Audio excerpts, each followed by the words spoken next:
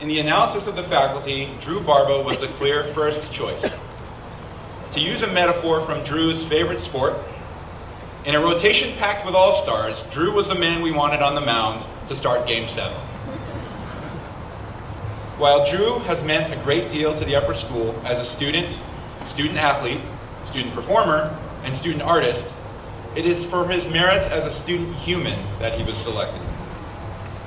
Drew is kind. Drew appreciates his opportunities and doesn't take others for granted. He is funny and fun-loving, deeply introspective, with a refined ability to be self-critical without becoming self-defeating. Positive, friendly, engaging, and inclusive. He is quite simply the kind of guy you want to be around, one who makes you feel better about yourself and the world by association. Drew has also proven himself to be deeply and powerfully articulate, and I know that he won't disappoint here today, despite it being several months since his last major address. To return to the baseball analogy, though Drew is pitching on extra rest and should come out strong, we probably would have gone to him even if he had started Game 4 and then made a relief appearance in a must-win Game 6. Drew.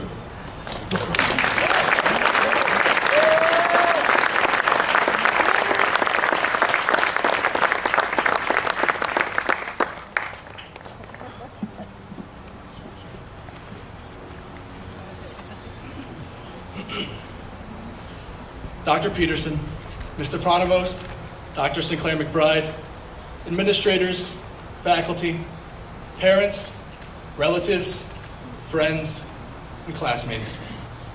I'd like to preface this speech, with a short story. I remember sitting right behind where I stand now in the Kingsbury Library just a few short weeks ago in late April.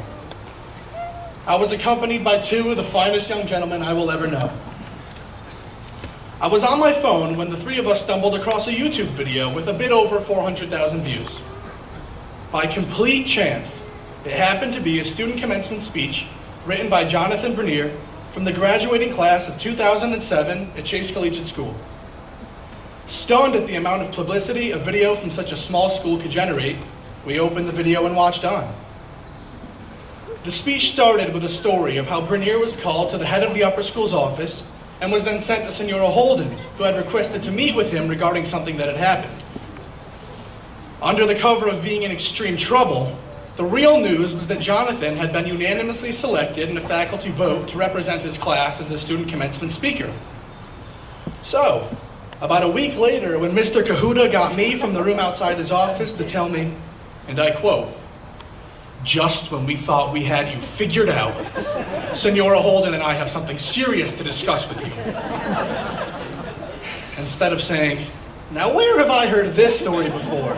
and putting two and two together, I began to sweat profusely from my forehead and armpits as I thought to myself, "Dear God, I only have a month left and now I'm getting expelled?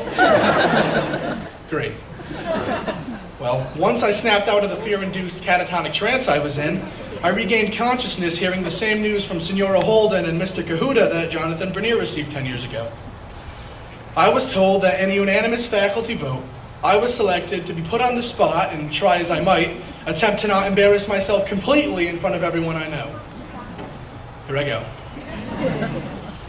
Well, class of 2017, I would say we made it, but we are honestly one of the most unpredictable classes to ever go through this school, and we always find a way to screw something up, so I'll hold off till the end of my speech to see if I can get proven wrong. One thing that holds very constant and true with us, however, is not only the amount of support we have given each other through the years, but the amount of support we have received from the faculty. No number of shenanigans or tomfoolery could have caused them to give up on us. We've always been so close with them. Honestly, take a second and think about it. What other local high school around has the same small student-to-teacher ratio built for success? I mean, I practically had a front row seat to see Mr. Wigrin type the 83.14159.265 that kept me off faculty honors semester 1.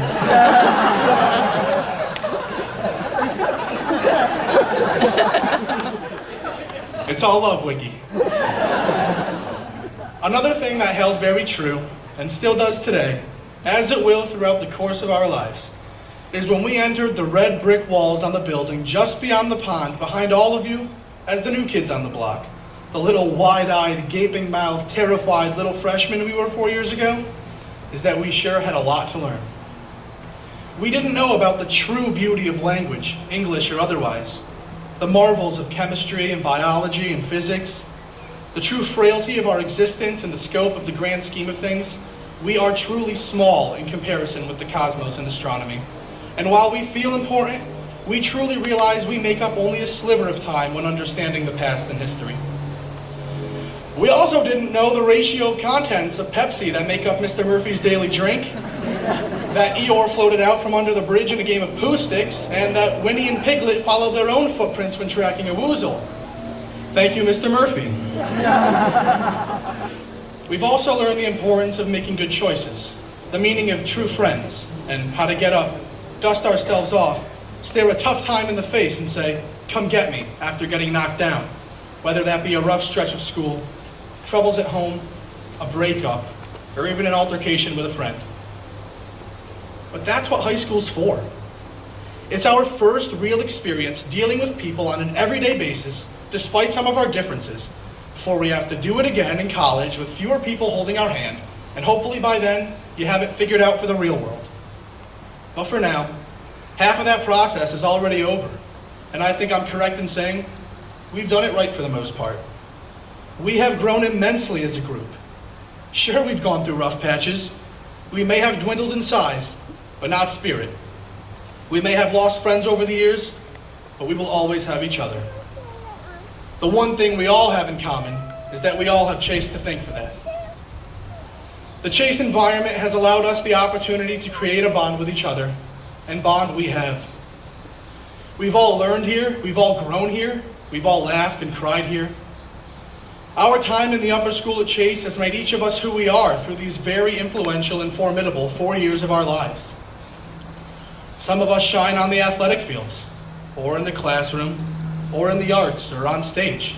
If you're like me, then all three. No. I'm kidding. But that's another thing about Chase. It's given me the confidence to say that in front of all of you. Confidence. If that's not something you should all walk away from this school with, I don't know what is. For the longest time, I lacked any. But if there's anything new you want to try, Chase is the place to do it. If you've been a 3-year middle school baseball player and want to try out for golf as a freshman, Chase says do it. If you want to try your luck in a new style or medium of art, Chase says do it. And if you're like me and you've put off singing or doing a play until senior year, Chase will reluctantly say do it because I can't sing to save my life, but I have fun doing it, and this is the perfect place to try. Never let the fear of something impact your will to try. Failure is just a stepping stone on the path to success, and no matter how many times you fall down that proverbial staircase in life, the reward at the top is always too great to pass up ever trying to reach. Well, friends in class of 2017, I'm just about done, and contrary to my earlier statement, no one has done a swan dive off the porch and shouted any profanity or anything of that nature. Thank you, Greg. So, I do believe some closing remarks are in order, and that's your cue to prepare for the standing ovation. Fairfield, Connecticut native musician, singer-songwriter, and guitarist John Mayer once wrote in his song Clarity regarding a fleeting moment in his life, a moment in which he finds beauty in the small things, just before they pass him by. And I will wait to find if this will last forever, and I will pay no mind when it won't. And it won't, because it can't. It just can't. It's not supposed to. Is that not high school in a nutshell? We get used to the routine, the homework, the drag, then wait. Friends, memories, God, another set of finals? Suddenly it's your last year. Midterms, your senior night, commencement. And here we are, looking to the future. No, high school can't last forever. But like the excerpt from the song, it's not supposed to. Chase has done for us what it has done for all the graduates who have come before, and will continue to do for all who have yet to be in our position. Chase has given us all the necessary tools to succeed in all aspects of life, and we are all getting there, slowly but surely, to be able to put them into action on our own. We are all unique and complex individuals. We have the world in the palms of our hands. We have our own ways of attacking our problems, and we will always get through them as long as we have the will to fight. Friends, faculty, adjudicators, I'd like to thank my family, the Lazinskis. I mean Mom, Dad, Grandpa, Grandma, and class of 2017. Thank you for everything. Know your worth. Live well and prosper. And a proverbial caps off to you all. Congratulations and thank you for everything.